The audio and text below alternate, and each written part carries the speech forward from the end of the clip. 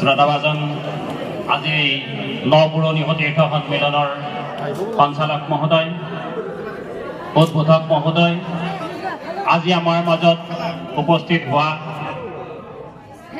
1949 চনৰ পৰা যিসকল ছাত্ৰ ছাত্ৰী এইখন বিদ্যালয়ত অধ্যয়ন কৰি গৈ নিজস্ব বিশেষ বিশেষ স্থানত অধিষ্ঠিত হৈছে, সেইসকল প্ৰাক্তন ছাত্ৰৰ আজি আমি ইয়াতে একেলগে লগ পাই সঁচাকৈ খুবেই সুখী হৈছোঁ। আমি এনেদৰে সকলোকে লগ পাম বুলি আচলতে প্ৰথমতেই ভাবিব পৰা নাছিলোঁ, কিন্তু সময়ৰ লগে লগে আমি আগবাঢ়ি যাবলৈ সক্ষম হ'লোঁ আৰু বহু পুৰণি প্ৰাক্তন ছাত্ৰ ছাত্ৰীসকলৰ লগত আমাৰ যোগাযোগ কৰিবলৈ সক্ষম হ'লোঁ। এই ক্ষেত্ৰত নপুৰণি সতীৰ্থ সন্মিলনৰ সভাপতি মাননীয় শ্ৰীযুত বিমল লহকৰদেৱৰ আৰু মধুৰ পাঠকদেৱ, এওঁলোক দুজনেই আচলতে মোক পুৰণি প্ৰাক্তন ছাত্ৰ ছাত্ৰীসকলৰ লগত যোগাযোগ কৰাৰ ক্ষেত্ৰত বিশেষ সহায় কৰি আহিছিল। গতিকে অন্যান্য সকলোৰে সৈতে আমি যদিও সম্পৰ্ক স্থাপন কৰিছোঁ, তেখেতসকলৰ নাম মই বিশেষভাৱে উল্লেখ কৰিবই লাগিব। গতিকে তেখেতসকললৈ মই প্ৰথমতে ধন্যবাদ জনাইছোঁ। অসুস্থতা স্বত্তেও আজি আহি বিমল দাই আমাৰ লগত আহি সমবেত হোৱাত খুবেই আনন্দিত হৈছোঁ।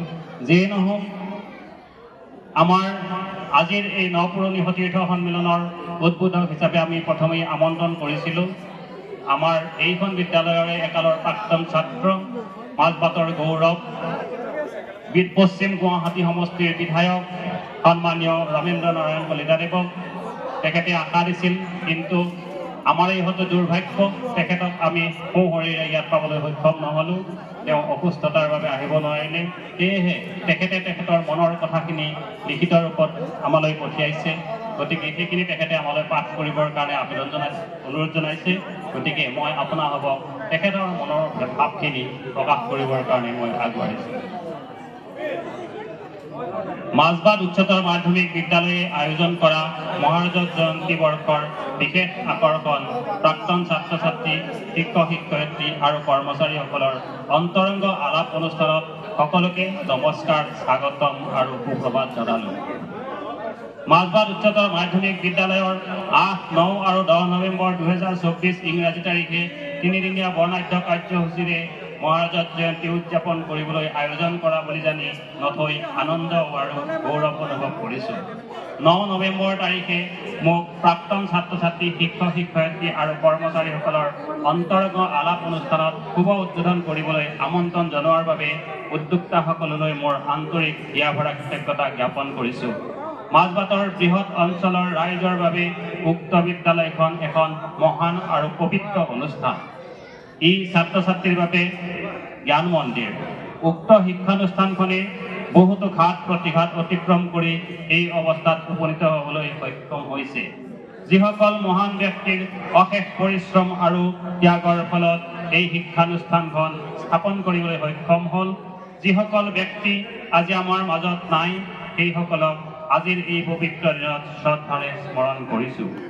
এই বিদ্যালয়ৰ পৰাই বহু ছাত্ৰ ছাত্ৰী কৰ্মযজ্ঞৰ বাবে অসমৰ বিভিন্ন ঠাইত সুখ্যাতিৰে কাম কৰি নিজৰ যোগ্যতা প্ৰতিপন্ন কৰি মাজবাটৰ গৌৰৱ কঢ়িয়াই আনিবলৈ সক্ষম হৈছে। ই মাজবাটবাসীৰ ৰাইজৰ বাবেও গৌৰৱৰ কথা। ময়ো এইখন বিদ্যালয়ৰ এগৰাকী প্ৰাক্তন ছাত্ৰ আৰু ছাত্ৰ একতা সভাৰ প্ৰাক্তন সাধাৰণ সম্পাদক। সেই সময়ত মাজবাট উচ্চ ইংৰাজী বিদ্যালয়ৰ পৰা হাইস্কুল চূড়ান্ত পৰীক্ষাত উত্তীৰ্ণ হৈ গুৱাহাটীলৈ অধ্যয়ন কৰিবলৈ আহোঁ। গুৱাহাটীত কলেজত পঢ়ি থকা অৱস্থাত মই বি বৰুৱা মহাবিদ্যালয় ছাত্ৰ একতা সভাৰ তৰ্ক আৰু আলোচনা চক্ৰৰ সম্পাদক, গুৱাহাটী বিশ্ববিদ্যালয়ৰ আইন মহাবিদ্যালয় ছাত্ৰ একতা সভাৰ সাধাৰণ সম্পাদক আৰু গুৱাহাটী বিশ্ববিদ্যালয় স্নাতকোত্তৰ ছাত্ৰ সন্থাৰ সাধাৰণ সম্পাদক হিচাপে কাৰ্যনিৰ্বাহ কৰাৰ সুযোগ পাইছে। সদৌ অসম ছাত্ৰ সন্থাৰ নেতৃত্বত চলা জাতীয় অস্তিত্ব ৰক্ষাৰ আন্দোলনৰো মই এগৰাকী সদৌ অসম ছাত্ৰ সন্থাৰ বিষয়ববীয়া আছিলোঁ। 1985 চনৰ বিধানসভাৰ নিৰ্বাচনত মই পশ্চিম গুৱাহাটী সমষ্টিৰ পৰা অগপ দলৰ পৰা প্ৰতিদ্বন্দ্বিতা কৰি বিজয়ী হৈছিলোঁ আৰু এতিয়ালৈকে উক্ত সমষ্টিৰ পৰা 6টা কাৰ্যকালৰ বাবে বিধায়ক হ'বলৈ সক্ষম হৈছোঁ। অগপ চৰকাৰৰ দিনত 2টা কাৰ্যকালৰ বাবে মন্ত্ৰী পদৰ দায়িত্ব লাভ কৰিবলৈ সক্ষম হৈছিলোঁ। মোৰ ৰাজনৈতিক জীৱনৰ ঘাই শিপাডালেই হৈছে মোৰ জন্মভূমি মাজবাট। মোৰ ৰাজনৈতিক জীৱন আৰম্ভ হৈছিল মাজবাটৰ পৰাই, গতিকে মাজবাটবাসী ৰাইজৰ ওচৰত মই চিৰকৃতজ্ঞ। বিদ্যালয়ত পঢ়ি থকা অৱস্থাত বহুতো তিতা মিঠা অভিজ্ঞতা আছে। এই তিতা মিঠা অভিজ্ঞতাসমূহ এতিয়াও স্মৃতিৰ মানস পথত জিলিকি আছে। এই অভিজ্ঞতাসমূহ নিশ্চয় অন্তৰংগ আলাপত ৰোমন্থন কৰিব পৰা গ'লহেঁতেন, কিন্তু দুৰ্ভাগ্যৰ কথা মই শাৰীৰিক অসুস্থতাৰ বাবে এই সুন্দৰ আৰু মধুৰ দিনটোত উপস্থিত থাকিব নোৱাৰি অন্তৰত অত্যন্ত বেদনা অনুভৱ কৰিবলগীয়া হৈছে। এই বেদনা কিমান গভীৰ মই আপোনালোকক প্ৰকাশ কৰিব নোৱাৰিম।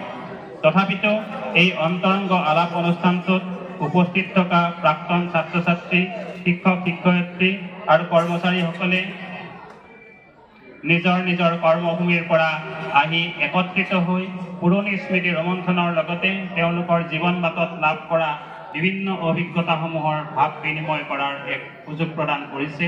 জীৱন নদীৰ সোঁতত বৈ যোৱা আমাৰ জীৱনবোৰ আকৌ আজি আমাৰ আদৰৰ শিক্ষানুষ্ঠানখনে সুযোগ প্ৰদান কৰিলে।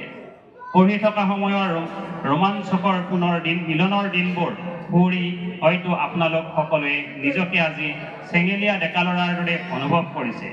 উপস্থিত থাকিব নোৱাৰিলোঁ যদিও মই এই মাদকতাৰ স্বাদ ঘৰৰ পৰাই অনুভৱ কৰিব পাৰিছোঁ। আজিৰ দিনটোতেই সময়ৰ গতিত হেৰাই যোৱা বন্ধুত্ব বা ভাতৃত্ববোধ পুনৰ জাগ্ৰত হোৱাৰ সুযোগ দিলে। শেষত মই মহাৰাজ জয়ন্তীৰ সমূহ কাৰ্যসূচী সফল হোৱাৰ কামনা কৰিছোঁ।